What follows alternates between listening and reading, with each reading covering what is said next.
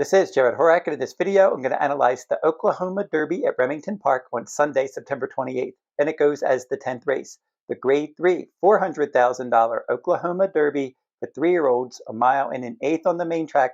Scheduled post time is 8:48 p.m. Eastern Time. Now we're going to meet the field. Number 1 is Mr. Omaha, and he figures to be forwardly placed from the inside post, and he's 5 for 10 overall, and he's 3 for 5 with a runner-up finish at Remington Park. So he likes this oval. He exits a 4th place finish in the Super Derby. Number 2 is Iron Dome. He's a New York bred for trainer Steve Asmussen, and he's a son of Into Mischief, and he won his last 3 starts at a mile and an eighth against New York bred company at Saratoga, including the Albany Stakes. He likes to be forwardly placed, and Jose Ortiz is going to ride. Number 3 in here is Hot Gunner, and he's 20-1 morning line, and this one is 0 for 5 at Remington Park. He's 2 for 15 overall, and he exits an allowance race, a non-winners 3 lifetime event at Remington, and he was 4th, so he looks overmatched in here. Number 4, Bracket Buster. He's 4-1 morning line, and he's one of the logical contenders in here, and he's been facing some good company. Now, he won the Pegasus Stakes by 7 lengths in the slop at Monmouth earlier this year. His last 2 starts, he was 4th in the Haskell and 2nd, beaten 10 lengths in the Grade 1 Travers Stakes, and that was Sovereignty running away with that one. Publisher still a maiden for trainer Steve Asmussen through 9 starts with 2 second-place finishes and 3 third-place finishes. He was most recently 4th in the Grade 3 Indiana Derby. Erik Asmussen's going to ride him. He was aboard him in his earlier starts last year and earlier this year. The next one is Take Charge Tom, and for this one, he crossed the line first in his last 3 starts, but he was disqualified a couple starts back. And he's sharp right now. His speed ratings are solid enough, and he's got early pressing versatility. Number 7, Colonel Yorke. This one is 15-1 morning line, and he's 6 for 16 with 4 seconds and 3 thirds. So he has a decent overall record. He's 1 for 1 at Remington Park. He's a Texas bred, and he's won his last 3 starts, including a stakes victory at Remington Park at 7 furlongs last time out. The next one is number 8, Coal Battle, and he's your morning line favorite, and he's not going to run in this spot, according to Daily Racing Form. He missed a couple workouts. He was stabled at Ellis Park earlier this year. They didn't want to run him here. His trainer, Lonnie Briley, said he'll most likely target the Zia Park Derby later this year. And now I'm going to give out my top 4 contenders in this event, and the horse that I picked to finish 4th, we'll go with the 2, Iron Dome, and he's one that can be forwardly placed in here. He's going to get tested. We're going to see if he can handle some pace pressure. Now, he has pressed from 2nd, but he's going to be facing some horses that have good speed, especially number 4, Bracket Buster, and that horse is able to hang in there for quite some time, and he's a stakes winner. So he's facing a quality horse with early pressing speed, and with Iron Dome coming out of those New York bred races, we'll see how he does, but he did beat a next out winner in his last couple starts, so he's sharp for sure. He did run 3 times at Saratoga at this distance in his last 3 starts, a maiden win, an allowance win, and the Albany Stakes, and he dominated all of those races. And we'll see how he does as he jumps into open company in this spot. The horse I picked to finish 3rd, we'll go with the 6, Take Charge Tom. This one at 8-1 morning line for trainer Robertino Diodoro, and Ramon Vasquez is going to ride this one for the first time. This is a good jockey trainer team. The last 2 weeks, they're 11 for 15 together. We have a strong jockey trainer team. We have a horse that's 6 for 9 overall with early pressing speed and a win at a mile and an eighth as well. And he's a stakes winner as well. So there's some things to like here. And he's just going to have to run a little bit faster. Now it's time to give out my top 2. And my second choice is the 4, Bracket Buster. Now he was 4-1 morning line, but his morning line odds are going to drop, because Coal Battle, your 2-1 morning line favorite, as I mentioned earlier, he's not going to run here. So Bracket Buster will take money in here. And he's one that's always had ability. As a 2-year-old, he was in the Grade 3 Street Scent Stakes, and he finished 5th that day in a 9-horse field. That was a productive race. Sovereignty won that race. Tistastic was 2nd.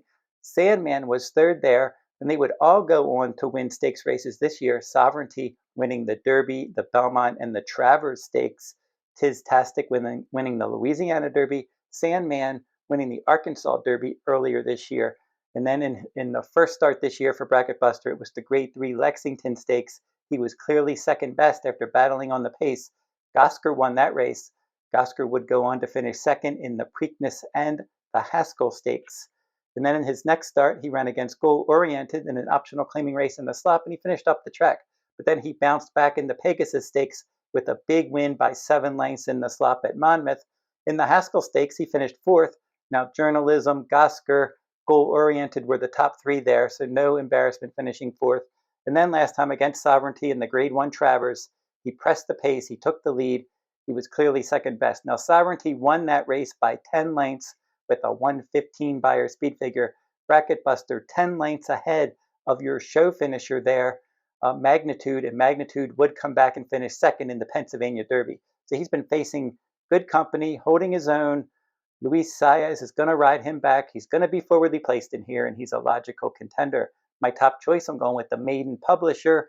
And for more than anything else, I'm going with this one because he exits a key race. But he's been competitive in stakes races. Earlier this year in the Rebel, he was fourth. He was second in the Arkansas Derby. Sandman won that one. Coal Battle was third there. And then in the Kentucky Derby, he was training well heading into the Kentucky Derby. But as a maiden, it was a tough spot. He was 33-1.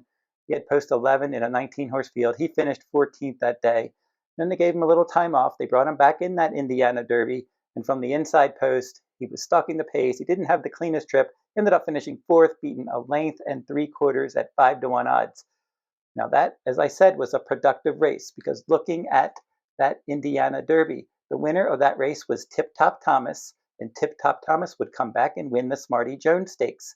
The show finisher was Brother Kenny. Most recently, Brother Kenny was first in the Bourbon Flight Stakes at Churchill Downs.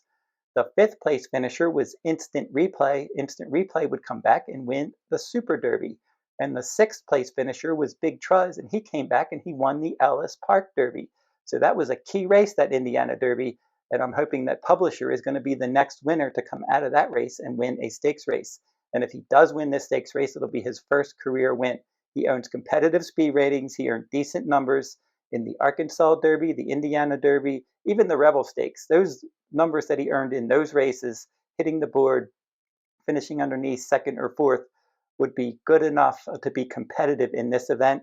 I think he's going to work out a decent stalking trip as well.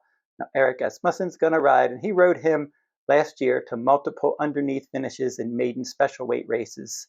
Also, for this one, he's fresh enough for this. He's got a bullet workout. That was on September 7th at Saratoga on the training track, 5 furlongs in a minute and change, best of 9. So he's training well for this. Coming out of a key race, maybe he'll be able to pick up his first win, stalking the pace and pouncing in the stretch. So Publisher will be my top choice in the Oklahoma Derby. And if you're interested in my full card analysis, you'll find my full cards at the runawayhorse.com on my shop page. I'm offering full cards each day that Santa Anita runs this autumn, and they're going to be running through October 26th. And then after that, I'm going to be doing the Del Mar Fall Meet from October 30th through November 30th, including both Breeders' Cup days on October 31st and November 1st.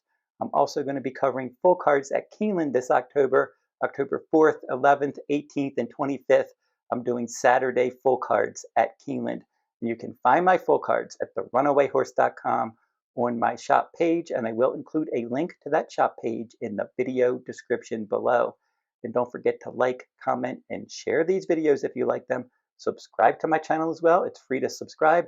And until I see you next time, good luck at the races.